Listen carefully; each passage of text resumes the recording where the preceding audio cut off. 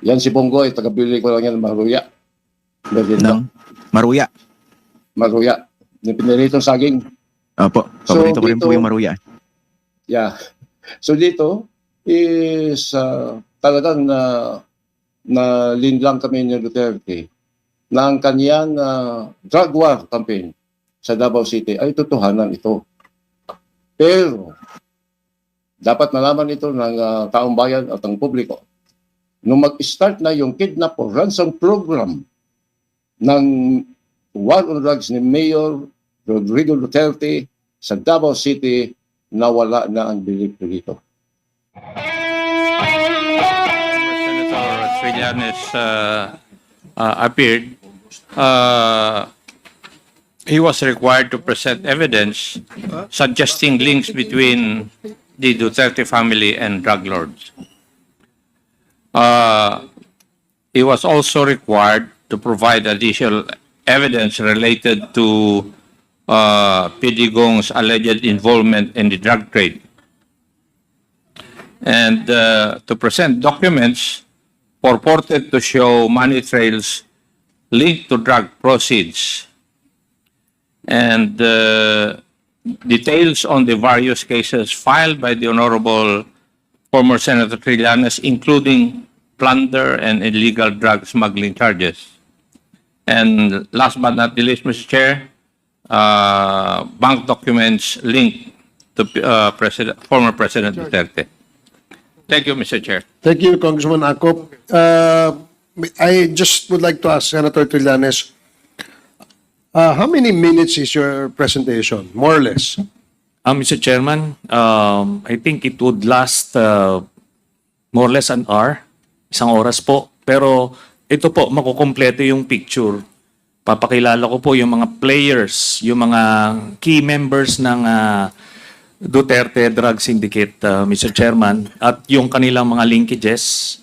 So I think para mas maintindihan po ng mga members ng Quadcom at ng ating sambayanan. Sige po, ganito na lang po ang ating kakayod. You will be showing names, no? Yes. And yes, Mr. Chair. what we will probably do is maybe if a member wishes to ask question on a certain personality, we can stop for a while so that questions will be asked. And then once questions are finished, then we can proceed with the para hindi ho tayo para klaro rin ho kasi if you make a long presentation, baka ma-miss out yung ibang details that the members would like to ask. I submit, Mr. Chairman. Okay, thank you, Senator. So, Comsec, can you please assist Senator Trillanes? Yes. Mr. Chairman, ang purpose itong presentation na to is to shatter the false narrative ni Mr. Duterte na kaya siya nag-war on drugs dahil seryoso siyang galit sa illegal na droga. But based on what I will be presenting, papakita rito na kaya siya nag-war on drugs para ma-eliminate ang competition and at the same time matakot ang iba't ibang investigative agencies para maproteksyonan niya ang kanyang sariling drug cartel, Mr. Chairman. So ito po, no? This is the Duterte Drug Syndicate. Ito pong first video, kinuha ko po dito po sa interview ni Ginoong Las Cañas, doon po kay Christian Esguerra. Ano po ito? Mga 11 minutes po ito, pero diniscuss niya kung in-establish niya yung credentials niya para makikita natin kung bakit niya nalalaman yung nalalaman po niya. Paano po ba kayo na-involve sa DDS dito sa tinatawag na Davao Death Squad? How much time did you spend there? Ganito po ang istorya ng personal ko na nabuhay. Noong 1980, nag-apply ko ng police sa Davao City Police Department, noong araw. And then 1982, April 16, na-appoint ako as a patrolman sa Davao Metropolitan Police District or Metro Discom. Then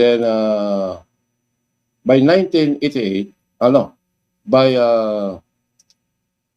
1988 nung na-appoint ito si Mayor. Hello, Christian? Opo, sir. Oh, I'm listening. Okay.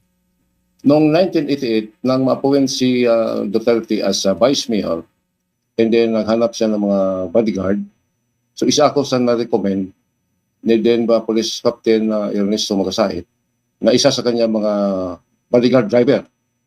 Hanggang sa na-elect siya as mayor, kung hindi ko nagkamali, 1988, hindi nag-umpisa ang double death squad nung pinatawag kami ni Mayor Duterte. Siya pa ang leader noon ng Mayor's Unit. And then it was a change later into the Heinous Crime Task Force. Mga 8 kami na personnel ng Heinous Crime Task Force ang inutosan personal ni Mayor Rodrigo Roa Duterte na mag-conduct kami ng extrajudicial killings sa mga suspected shabu users and pushers using in the style of riding in tandem. And then siya mismo nagbigay sa amin ng mga motor, nagbigay sa amin ng mga 4 wheels ng mga sasakyan, armas, and then allowance. Dito talagang napasubo ang buong buhay ko. Pumatay kami ng maraming tao at tumanggap kami ng maraming pera galing mismo personal kay Mayor Rudy Duterte. Then sometimes sa kanyang bodyguard driver na si SPO4 Sunny Bilaventura and ito si Bongo na sa akin lang, Christian, sabihin ko sa inyo, nung ako ang nag-lead sa team ng Heinous Crime Investigation, double death squad. Yan si Bongo, ay taga-bili ko lang yan ng Maruya. Ng Maruya. Maruya. Yung piniritong saging. Opo, paborito ko rin po dito- yung Maruya. Yeah. So dito is talagang na linlang kami ni Duterte na ang kanyang drug war campaign sa Davao City ay totohanan ito. Pero dapat malaman ito ng taong bayan at ang publiko. Nung mag-start na yung kidnap or ransom program ng war on drugs ni Mayor Rodrigo Duterte sa Davao City, nawala na ang belief ko dito. Nawala Dahil na ang yung mga sorry? Nawala na po yung? Gi-allow kami, nawala ang belief ko sa kanya, dahil gi-allow niya kami na yung mga suspected shabu users and pushers sa Davao City ay dapat kidnapin ng grupo namin para lang mag-multiply yung funds namin for operation ng Davao Death Squad. Dito, Christian, pangalanan ko kung sino itong pina-abduct ni Mayor Duterte sa Davao City hanggang ngayon, missing pa rin at naghintay ang kanilang mga pamilya at mga mahal sa buhay. Despite na nakabayad sila of millions of pesos sa alleged kidnapper na yun lang pala ang mga pulis ni Mayor Rodrigo Duterte. Isa ako dito sa nagkidnap kay Alan Yap. Nasaan na po yung May-ari. Alan Yap? Nasa loob pa rin na po. Sorry, nasaan po? So, missing siya, patay na ha. And then ang pamilya nagbigay ng 5 million sa mga suspected kidnappers na hindi alam ni Mrs. Yap, nanay ni Alan Yap, na kami lang pala ang nagkidnap sa kanyang anak. In fact, ang 45 caliber ni Alan Yap nasa posisyon ngayon ni SPO4 Benvenido Laud. Another na naman na pinakidnap ni Mayor Duterte si Danny Ong. Si Danny Ong ay anak na may-ari ng 3-in-1 Trading Corporation sa Barangay Obrero sa Davao City.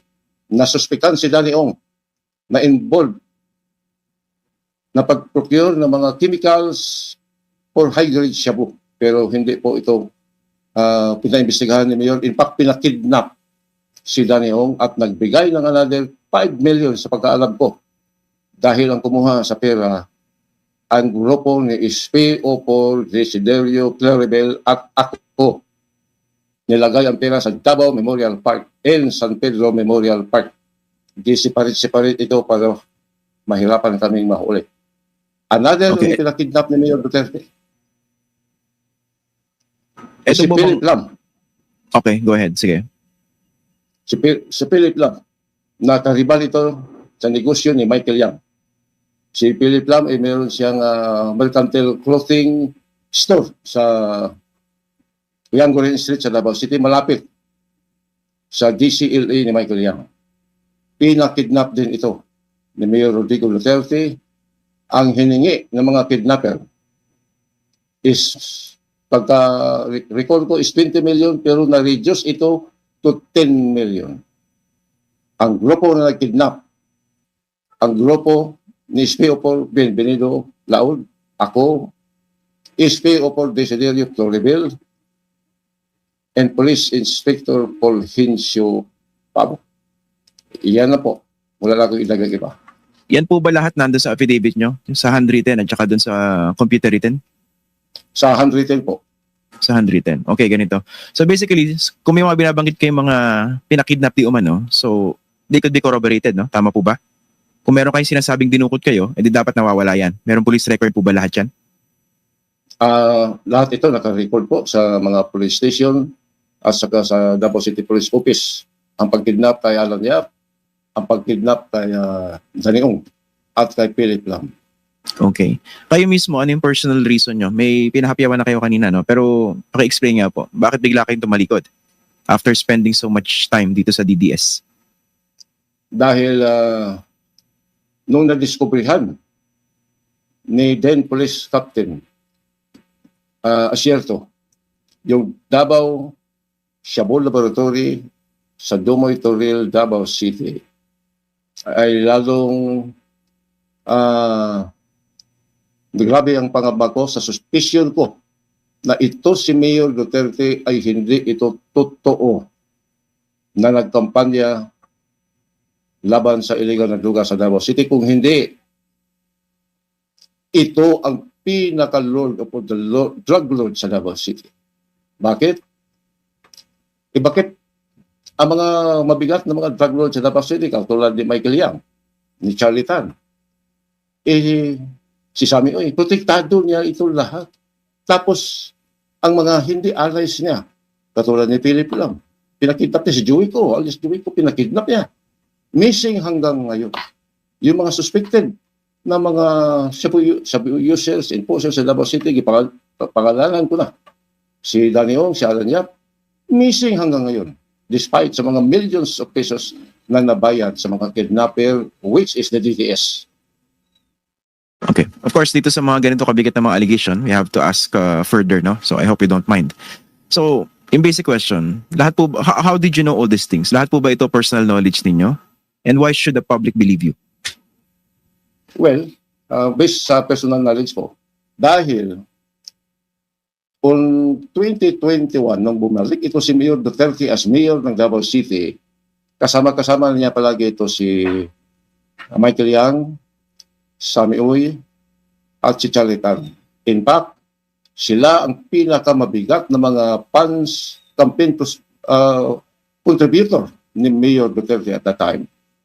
From 2001. And then, inutusan ako, personal, kasama si SP Opol Sunny Benaventura, nabantayan namin ang katauhan ni Sammy Uy at ni Michael Yang dahil itong mga ito daw ay investor sa Davao City from China. Lalo pa yung si Michael Yang. Tapos nagtayo ng isang can-paste factory sa Dumoy Toril, Davao City, which was later discovered as Shabu Laboratory.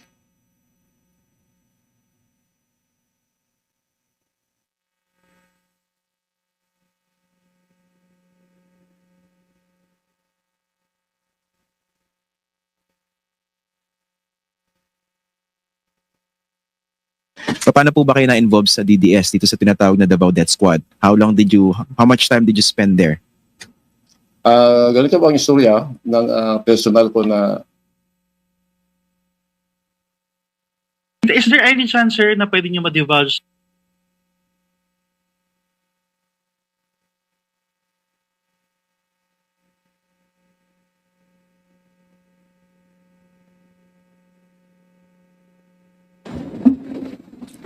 So, dun sa first video, Mr. Chairman, nakita doon yung origins ni Arturo Las Cañas, na he was there from the start, from the formation of the Davao Death Squad, that enabled him to gain the trust and confidence of Duterte, na pinagtitiwalaan siya dun sa mga special operations.